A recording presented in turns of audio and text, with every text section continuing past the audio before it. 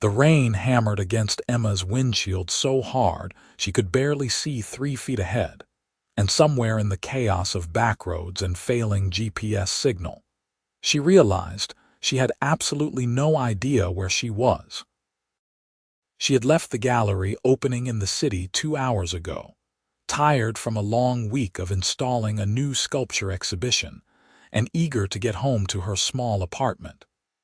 The storm had rolled in without warning, turning the highway into a river and forcing her to take an exit she did not recognize.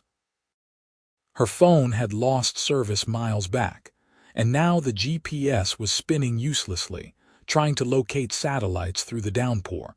Thunder cracked overhead as her car sputtered. Emma's heart dropped. "No, no, no," she muttered, pressing the gas pedal. The engine whined, lurched forward another 50 feet, then died completely. She coasted to a stop on the narrow road, surrounded by dense trees on both sides. The darkness was absolute except for her headlights, which flickered once before going out entirely. Emma sat in the sudden silence, listening to the rain pound against the roof. She tried the ignition 3 times.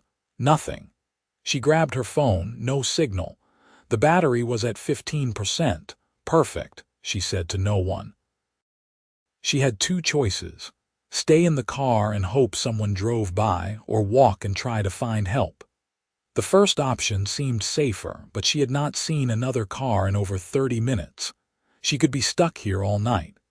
Emma pulled her jacket tighter, grabbed her purse, and stepped out into the storm. The rain soaked through her clothes immediately. She gasped at the cold, locked the car, and started walking in the direction she had been driving. The road curved through the trees, mud sucking at her shoes with each step. Lightning illuminated the forest in brief, terrifying flashes. After what felt like an eternity but was probably only 15 minutes, Emma saw something through the trees. Lights. Warm, golden lights in the distance. She picked up her pace, nearly slipping twice on the wet pavement. As she got closer, the lights resolved into windows. Tall, elegant windows in a massive stone structure that looked more like a manor than a house. A private estate, clearly, with manicured grounds and a long driveway that branched off the main road behind a set of ornate iron gates. The gates were closed but not locked. Emma hesitated for only a moment before pushing through them and hurrying up the driveway toward the house. She was freezing, soaked to the bone, and possibly lost in the middle of nowhere. Pride could wait. She climbed the steps to the front door and knocked, her knuckles barely making a sound against the heavy wood. She tried again, harder this time, then found a doorbell and pressed it. For a long moment, nothing happened. Then she heard footsteps. The door opened, and Emma found herself looking up at a man who seemed entirely too attractive to be real. He was tall, easily over 6 feet, with dark hair that was slightly disheveled as if he had been running his hands through it. His eyes were a startling shade of blue-gray, sharp and assessing as they took her in. He wore dark jeans and a fitted Henley that showed off broad shoulders and a lean, muscular frame. He looked like he belonged on the cover of a magazine, not answering his door on a stormy night. "I'm so sorry to bother you," Emma started, her teeth chattering. "My car broke down about a mile back and I don't have cell service. I saw your lights and I was hoping I could use your phone to call for help." The man's expression shifted from surprise to concern. "You walked here in this storm." "I didn't have much choice." He stepped back immediately. "Come in. You're freezing." Emma hesitated for only a second before stepping into the warmth of the house. The entrance hall was enormous, with high ceilings, dark wood paneling, and a chandelier that cast soft light over everything. It was the kind of place that screamed old money and taste. "I'm really sorry about dripping all over your floor," Emma said, noticing the puddle forming around her shoes. "Don't worry about it." The man closed the door against the storm. "I'm Julian." "Emma, Wait here for just a second, Emma. He disappeared down a hallway and returned moments later with a thick towel and what looked like a fleece blanket. He handed them to her, and she wrapped the towel around her shoulders gratefully. Thank you so much. I just need to call a tow truck and I'll get out of your way. Julian frowned. In this weather, no tow company is going to come out here tonight. The roads are flooding. Emma's stomach sank. Oh, you should stay here until the storm passes. I have plenty of room and you look like you could use some dry clothes and something hot to drink. I couldn't impose like that. It's not an imposition. Honestly, I would not feel right sending you back out there. His voice was firm but kind, and his eyes held genuine concern. At least come sit by the fire and warm up while we figure this out. Emma realized she was shaking, not just from cold but from the adrenaline crash of the last hour. She nodded. Okay, thank you. Julian led her through the house, past rooms filled with expensive-looking furniture and artwork, to a large living room dominated by a stone fireplace where a fire was already burning. The room was comfortable despite its size, with leather sofas and built-in bookshelves filled with what looked like well-read books. Sit, Julian said, gesturing to a spot near the fire. I'll get you something dry to wear. He left again, and Emma sank onto the sofa, holding her hands out to the flames. The warmth was incredible. She looked around the room, trying to piece together who this man was. The house was clearly worth millions, isolated and private. The art on the walls was original, not prints. Everything spoke of wealth, but not the flashy kind. This was understated, refined luxury. Julian returned with a stack of clothes, sweatpants, a soft t-shirt, and a hoodie. These will be too big, but they're warm. The bathroom is through that door. Emma took the clothes and went to change. The bathroom was all marble and gleaming fixtures, with heated floors that made her sigh with relief. She peeled off her wet clothes, dried herself as best she could with another towel she found, and put on Julian's clothes. He was right. They were huge on her, but they were dry and warm and smelled faintly of cedar and something spicy. When she emerged, Julian had disappeared but then returned carrying a tray with 2 mugs of tea and a plate of cookies. You didn't have to go to all this trouble, Emma said, sitting back down. It's no trouble. He handed her a mug and sat in the chair across from her. So, where were you headed when your car broke down? Home. I live about 40 minutes from the city. I was at a gallery opening for work tonight and took a wrong exit to avoid the flooding on the highway. Clearly that backfired. You work at a gallery. I'm a curator. I specialize in contemporary sculpture. Emma wrapped her hands around the warm mug. Tonight was the opening of a new exhibition I have been working on for 6 months. It went well, but I was exhausted and just wanted to get home. Julian smiled, and it transformed his face from handsome to devastating. Sounds like you had quite a night even before your car broke down. You could say that. What about you? Do you live here alone? I do. I bought this place a few years ago when I needed to get away from the city. It's beautiful. Although I have to admit, when I saw it through the trees, I half expected a horror movie scenario. He laughed, a rich, warm sound. Sorry to disappoint you with my lack of sinister intentions. I appreciate the lack of sinister intentions. Emma sipped her tea. It was perfectly made with just enough honey. So what do you do that lets you afford a place like this? I run a company. Import and export, luxury goods mainly. Art, antiques, high-end furniture. We work with collectors and designers all over the world. That must keep you busy. It does. Although I have been trying to step back a bit lately, let my team handle more of the day-to-day operations. That's part of why I bought this place. I needed somewhere I could actually disconnect. They talked easily after that, the conversation flowing naturally from work to travel to books.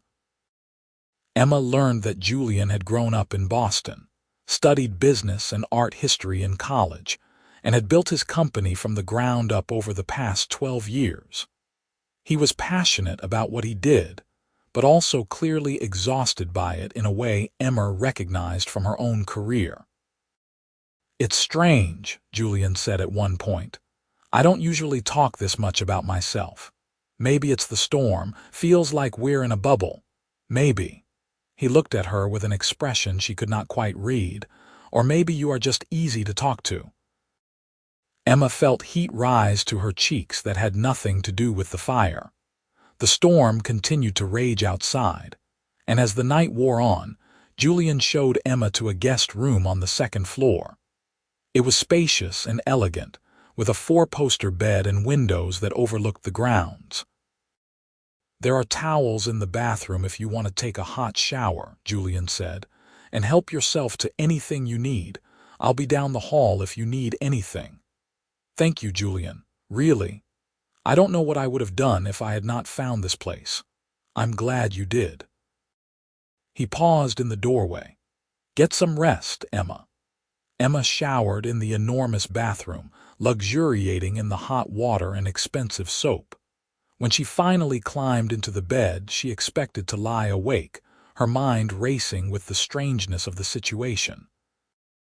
Instead, she fell asleep almost immediately, lulled by the sound of rain on the windows and the comfort of the soft sheets. She woke to sunlight streaming through the windows and the smell of coffee. For a moment, she was disoriented, not recognizing the room. Then everything came flooding back. The storm, the broken-down car, Julian.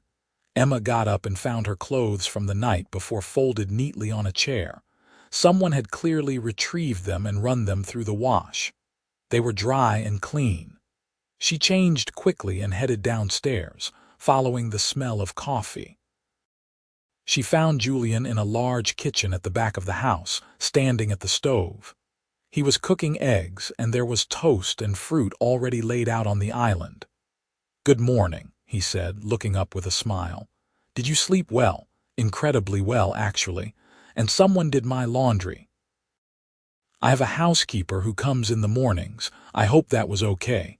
"That's more than okay, thank you." Emma sat at the island and accepted the cup of coffee Julian poured for her. "How are the roads?" "Still pretty wet, but passable."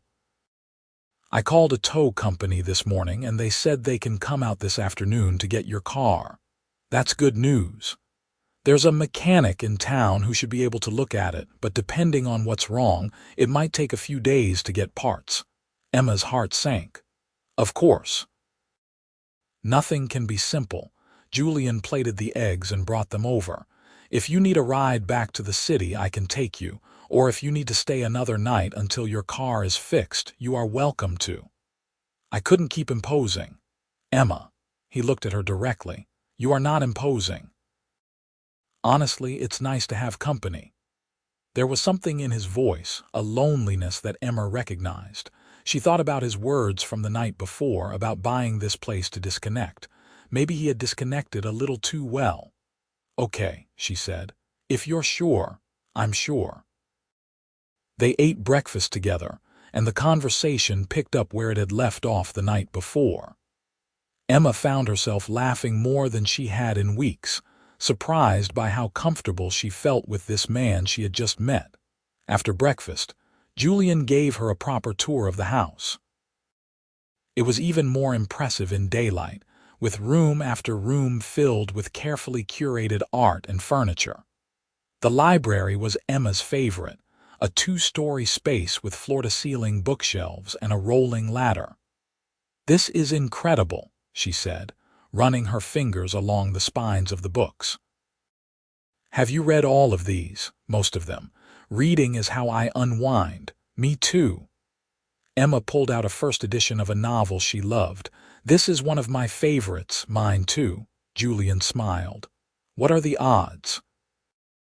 They spent the next hour talking about books, pulling volumes off the shelves and sharing favorites.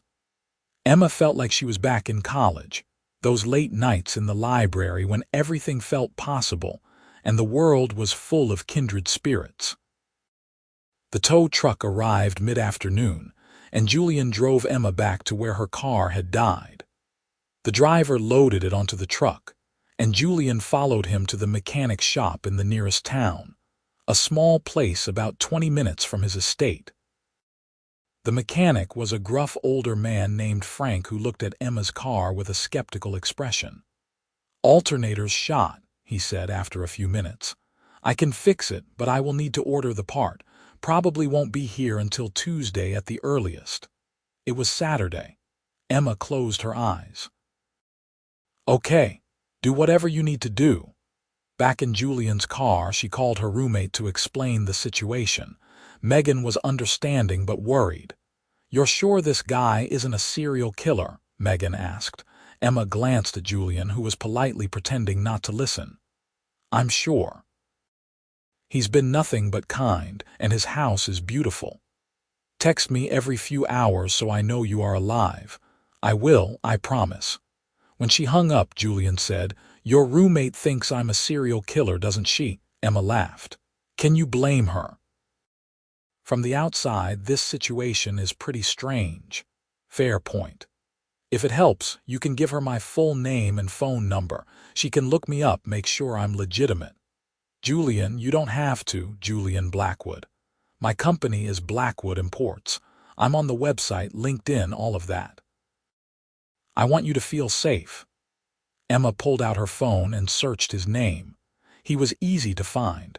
There were articles about his company, photos from charity galas and business conferences, and more than that, there were numbers. Julian was not just wealthy. He was a multimillionaire, possibly close to billionaire status depending on the source. "Oh," Emma said. "Yeah," Julian's voice was carefully neutral. "I probably should have mentioned that earlier. You're really successful." "I've worked hard." He glanced at her. "Does it change things?" Emma thought about it. "I don't think so. You have been just Julian to me, the guy who makes great tea and has excellent taste in books." His shoulders relaxed slightly. "Good. I prefer being just Julian." They returned to the estate, and the rest of the day unfolded with an ease that surprised Emma. They made lunch together, then walked the grounds as the sun came out from behind the clouds. The property was even more stunning than she had realized, with gardens and a small pond and paths that wound through the trees. "This place must cost a fortune to maintain," Emma said. "It does, but it's worth it to me. This is the only place where I really feel like I can breathe." That evening, Julian made dinner, insisting that Emma relax while he cooked. She sat at the island with a glass of wine, watching him move around the kitchen with practiced ease. "Where did you learn to cook?" she asked. "My mother." She was convinced that everyone needed to know how to make at least 10 dishes perfectly. "She made me practice until I could do them without thinking." "Is she still around?" "She passed away 5 years ago. Cancer."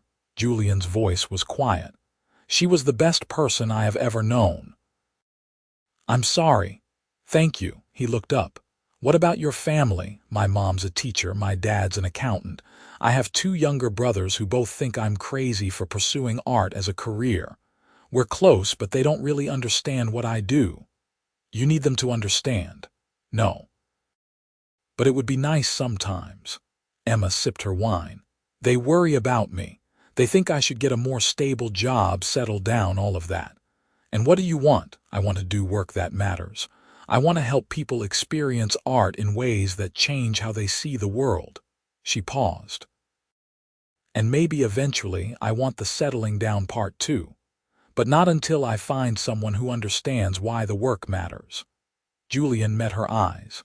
"That seems reasonable." Dinner was delicious. Pasta with fresh vegetables and a sauce Julian made from scratch. They ate at the dining room table, which felt formal until Julian admitted he never ate there and suggested they move back to the living room.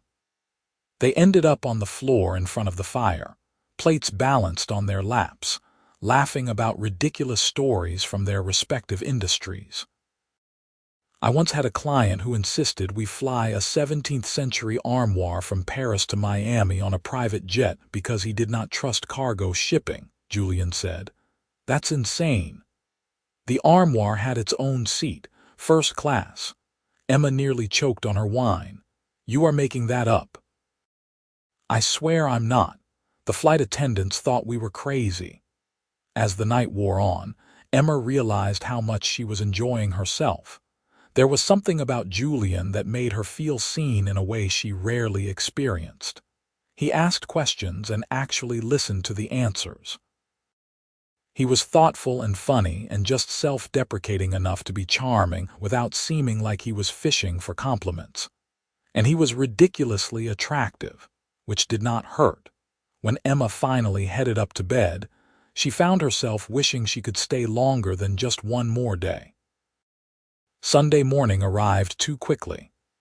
Emma woke early and found Julian already in the kitchen, making coffee and reading something on his tablet. "Morning," he said. "I was thinking we could go into town today if you want.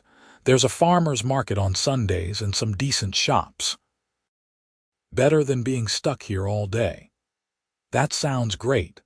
The town was small but vibrant, with a main street lined with boutiques and cafes. The farmer's market was in the town square, and it was packed with people buying fresh produce and handmade goods. Emma found herself relaxing into the rhythm of it, walking beside Julian as they browsed the stalls. They bought fresh bread and cheese, local honey, flowers that Julian insisted on getting because Emma had admired them. People seemed to know Julian, greeting him warmly but not making a big deal of his presence. He introduced Emma as a friend whose car had broken down and no one questioned it. "You come here often?"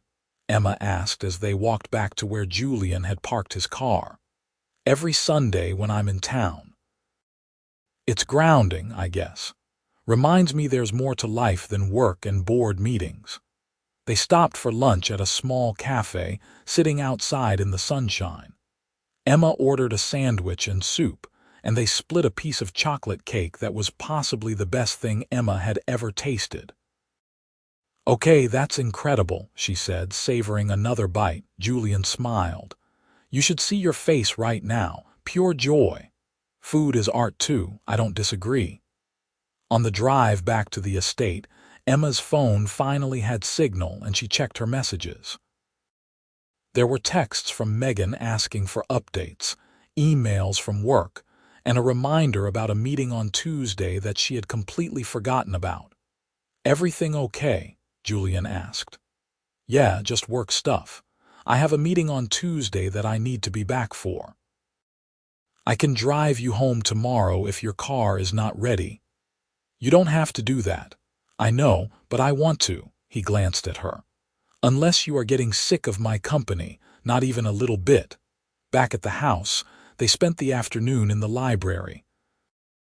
Julian had work to catch up on, and Emma pulled out her laptop to respond to emails.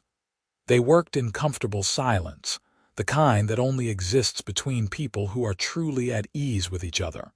As evening approached, Emma looked up from her computer to find Julian watching her. "What?" she asked. "Nothing, just thinking." "About," he hesitated. "About how I almost did not answer the door on Friday night because I was not in the mood for company, and how glad I am that I did." Emma's heart did a little flip. "I'm glad you did too." They made dinner together this time, working side by side in the kitchen. Julian taught Emma how to make the pasta sauce properly, and she teased him about being a perfectionist when he insisted the vegetables had to be cut to exact sizes. "It's not being a perfectionist," he protested. "It's about consistency of cooking time." "That's literally what a perfectionist would say." He flicked a drop of water at her, and she gasped in mock outrage. Without thinking, she grabbed the spray nozzle from the sink and threatened him with it. "Don't you dare," Julian said, but he was laughing. "Put down the knife and step away from the cutting board." "Emma." She sprayed him, just a quick burst that caught him in the chest. His mouth dropped open in surprise, and then he was moving toward her. Emma shrieked and tried to dodge, but he caught her around the waist, spinning her away from the sink. They were both laughing, and suddenly, Emma was very aware of how close they were. Julian's hands were on her waist, her hands pressed against his chest. She could feel his heart beating fast like hers. "Hi," she said softly. "Hi." For a moment, Emma thought he was going to kiss her. She wanted him to. But instead, he stepped back, his hands dropping away. "We should finish dinner," he said, his voice slightly rough. "Yeah, okay." The moment passed, but the awareness did not. Emma could feel it humming between them through dinner, through the evening spent talking by the fire, through the good night at the top of the stairs that lasted several beats too long. In bed that night, Emma stared at the ceiling and admitted what she had been trying to ignore all weekend. She was falling for Julian. Hard and fast and probably stupidly, but there it was. Monday morning came with the reality that she would be leaving soon. Emma packed her things slowly, trying to memorize the room, the view from the windows, the feeling of being in this place. Julian was quiet over breakfast, and Emma wondered if he was feeling the same reluctance she was. "I called Frank," Julian said finally. "The part for your car came in early. He can have it fixed by this afternoon." "That's great," Emma said, trying to sound enthusiastic. "Yeah." Neither of them moved to clear the dishes. "Emma," Julian started, then stopped. "This weekend has been really great, for me too. I don't usually connect with people like this." "Actually, I never connect with people like this." Emma's heart was pounding. "Julian, I know you have to get back to your life and I don't want to make things weird, but I would really like to see you again. If you want that too." Relief flooded through her. "I do, I really do." He smiled, that devastating smile that made her knees weak. "Good, because I was going to be really disappointed if you said no. Not a chance." They picked up Emma's car in the early afternoon. Frank had fixed it and it ran smoothly. Emma paid the bill, trying not to wince at the cost, and then followed Julian back to the estate so she could collect her things. In the driveway, Emma turned to him. "Thank you for everything. For taking in a soaking wet stranger and being so incredibly kind. Thank you for taking a wrong turn." Julian stepped closer. "Drive safe, okay? Text me when you get home." "I will." Emma got into her car and Julian leaned down to her open window. "This isn't goodbye," he said firmly. "No," Emma agreed. "It's not." She drove away slowly, watching him in the rearview mirror until she turned onto the main road and he disappeared from view. True to his word, Julian texted her that evening, and they fell into an easy pattern of communication. They texted throughout the day, sharing photos and random thoughts. They talked on the phone in the evenings, conversations that stretched for hours and left Emma smiling like an idiot. On Wednesday, Julian showed up at the gallery unannounced. Emma was in the middle of explaining a piece to a visitor when she looked up and saw him standing near the entrance, hands in his pockets, watching her. Her heart did that flip thing again. She finished with the visitor and walked over to him. "What are you doing here?" "I was in the city for a meeting, thought I would stop by." He looked around the gallery. "This is your exhibition." "It is." "What do you think?"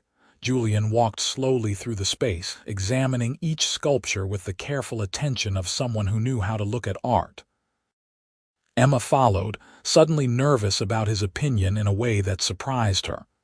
"These are extraordinary," he said finally. "The way you have arranged them, the flow from one piece to the next, it tells a story." Emma beamed. "That's exactly what I was going for." "You are really talented at what you do." "Thank you." They got coffee after the gallery closed, sitting in a busy cafe and talking until the staff started giving them pointed looks.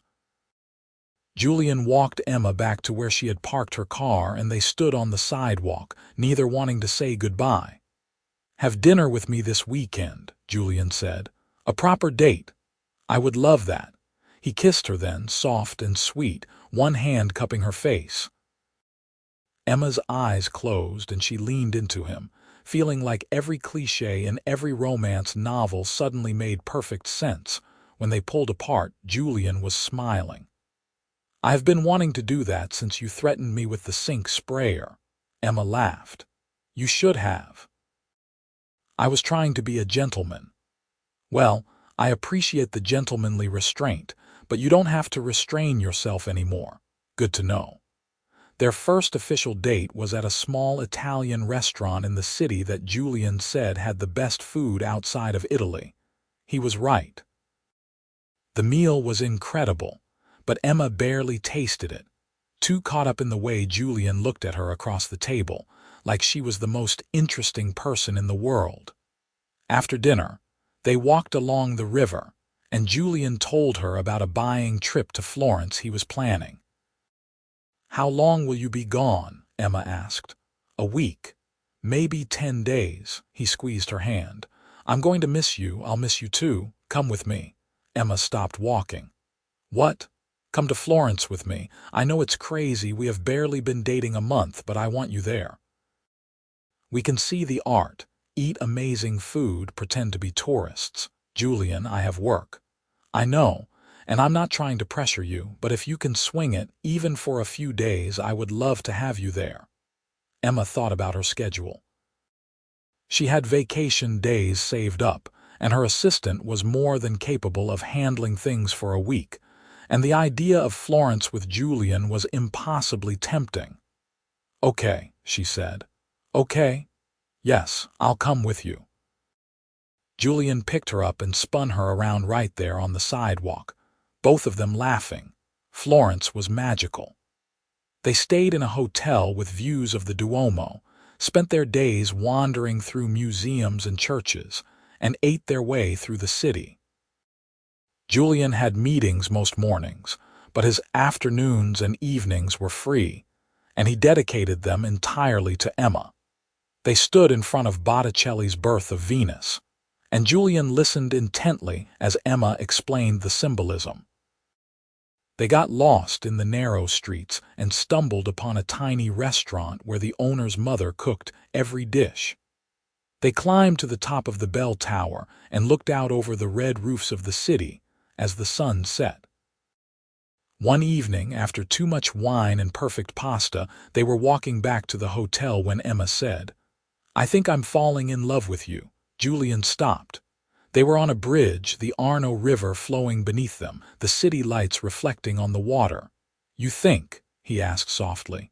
"No." "I know. I'm falling in love with you, Julian." He pulled her close, kissing her in the middle of the bridge while tourists streamed past them. When he pulled back, his eyes were bright. "I'm already in love with you," he said. "I have been since you tried to spray me with the sink." Emma laughed through sudden tears. That's the moment. That's the moment. You were so yourself, so unself-conscious. I thought, this is someone I could love, and then I did.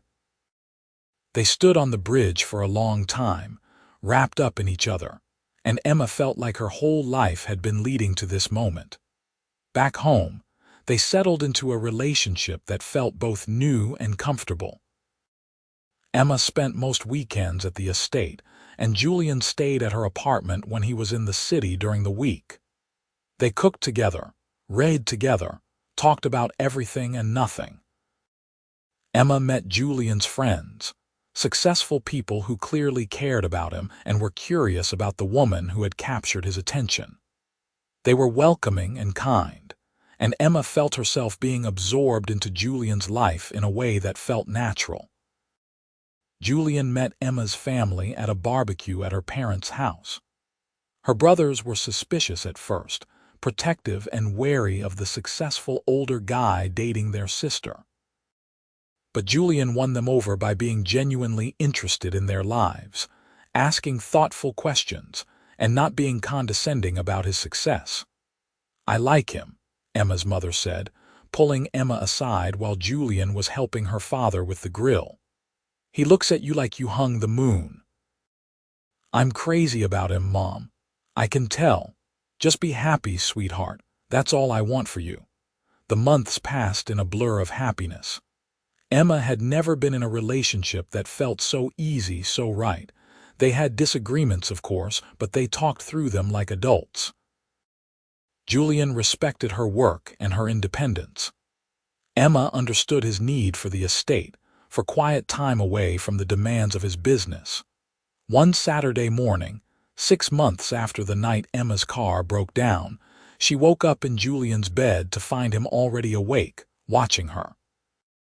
"That's not creepy at all," she mumbled, still half asleep. He laughed. "Sorry, I just like looking at you.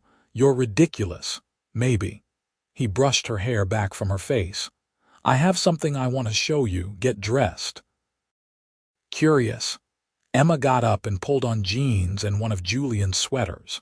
He led her downstairs and out to the gardens, which were in full spring bloom. They walked along the paths until they reached a section Emma had not explored much, a wilder part of the grounds with tall trees and flowering bushes. "I bought this property because of this spot," Julian said, stopping in a small clearing. "The house was just a bonus." It was beautiful, peaceful, with dappled sunlight filtering through the leaves and the sound of birds singing. "I can see why," Emma said. Julian turned to face her, taking both of her hands. "I have been thinking about the future a lot lately, about what I want my life to look like." Emma's heart started beating faster. "And I keep coming back to the same thing. I want you in it, Emma. Every day, every moment. I want to wake up next to you and fall asleep with you. I want to build a life together." He let go of one of her hands and reached into his pocket, pulling out a small velvet box. Emma's breath caught. "I know it has not been that long," Julian said, dropping to one knee. "But I also know what I feel and I know what I want. Emma, will you marry me?"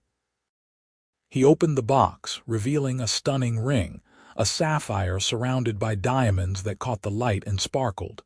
"Yes," Emma said, tears streaming down her face. "Yes, of course, yes." Julian stood and slipped the ring onto her finger, then kissed her as the morning sun streamed down around them. They were married 4 months later in the gardens where Julian had proposed. It was a small ceremony, just family and close friends, with Emma's youngest brother officiating and her roommate Megan as maid of honor. Emma wore a simple dress she had found at a boutique in the city, with flowers in her hair that matched the blooms in the garden. Julian wore a dark suit and could not stop smiling, especially when Emma walked down the aisle toward him. They exchanged vows they had written themselves, promising to support each other's dreams, to communicate honestly, to choose each other every day. When Julian said, "I promise to always answer the door, even when I'm not in the mood for company," everyone laughed, and Emma had to blink back tears. The reception was in a tent on the lawn, with good food and better wine and dancing under string lights as the sun set. Emma's father gave a toast about how he had never seen his daughter so happy. Megan gave a toast about wrong turns leading to right places. Julian's best friend from college told embarrassing stories that made Julian groan and Emma laugh until her sides hurt. Late in the evening, Emma and Julian snuck away from the party, walking hand in hand to their favorite spot in the gardens. "Hi, wife," Julian said. "Hi, husband." He pulled her close and they swayed to the music drifting from the tent. "Any regrets?" "Not a single one." "You?" "Only that I did not meet you sooner." Emma rested her head on his chest, listening to his heartbeat. "I think we met exactly when we were supposed to." They moved into the estate full-time after the wedding. Emma kept her job at the gallery but arranged to work from home 2 days a week. Julian started delegating even more at work, making space in his life for the things that mattered most. They traveled together, short trips when Emma could get away and longer ones when they could coordinate their schedules. They went back to Florence and visited Rome and Venice. They spent a week in Japan, experiencing art and culture and food that left them both awed. but Emma's favorite moments were the quiet ones at home. Mornings in the kitchen making coffee together. Evenings in the library, reading side by side. Walks around the property as the seasons changed. A year after their wedding, Emma found out she was pregnant. She told Julian over dinner, sliding the positive test across the table while he was mid-bite. He looked at it, looked at her, and then started crying, which made Emma cry, and they ended up holding each other in the middle of the kitchen, overwhelmed with joy. Their daughter, Grace, was born on a sunny morning in September. She had Julian's dark hair and Emma's nose and a serious expression that made everyone laugh. Julian was completely smitten, spending hours just watching her sleep, marveling at her tiny fingers and toes. Emma watched him with their daughter and fell in love with him all over again. 2 years later, they had a son, Thomas, who was louder and more energetic than Grace, but just as wonderful. The house that had once been Julian's quiet retreat became filled with the chaos of family life, and he loved every minute of it. On their 5th wedding anniversary, Emma and Julian sat on the porch as the sun set, watching Grace and Thomas play in the garden. Grace was carefully picking flowers while Thomas ran in circles around her. "Remember when this place was quiet?" Julian asked, sipping his wine. Emma laughed. "Barely. Do you miss it?" "Not even a little bit." She leaned into him. "This is so much better." Julian kissed the top of her head. "I was thinking about that night you showed up at my door, soaking wet and lost. Best wrong turn I ever took. I never told you this, but I almost did not buy this house. I thought it was too big, too isolated. My real estate agent convinced me to at least look at it. I'm glad she did. Me too. Because if I had not bought it, you would not have seen the lights. You would have kept driving, found someone else's house." Emma turned to look at him. "Are you saying you believe in fate?" "I'm saying I believe in us. However we got here, whatever combination of choices and chances and wrong turns led us to each other, I'm grateful for all of it." "I love you," Emma said softly. "I love you too." They sat in comfortable silence, watching their children play as the sky turned orange and pink and purple. Inside the house, the lights glowed warm and welcoming. This place that had once been a retreat from the world had become the center of their world, filled with love and laughter and family. Emma thought about the woman she had been that stormy night, stressed and lost and worried. She could never have imagined this life, this happiness. But somehow, against all odds, she had found it. She had found him. Grace ran up to the porch holding out a flower. "Mama, look!" Emma took the flower, a perfect white bloom. "It's beautiful, sweetheart." "Like you," Julian said, smiling. Emma rolled her eyes, but she was smiling too. "You are so cheesy. You love it. I really do." Thomas climbed into Julian's lap, sticky and grass-stained and perfect. Grace settled next to Emma, leaning against her side. They sat together as a family, watching the stars begin to appear in the darkening sky. This was everything Emma had never known she wanted. This life, this love, this family. It had all started with a wrong turn, a storm, and a door opening to reveal a man who would become her everything. Years later, when people asked Emma how she and Julian met, she would smile and say she got lost in a storm. And Julian would add that he had been lost too until she knocked on his door. It was a simple story, really.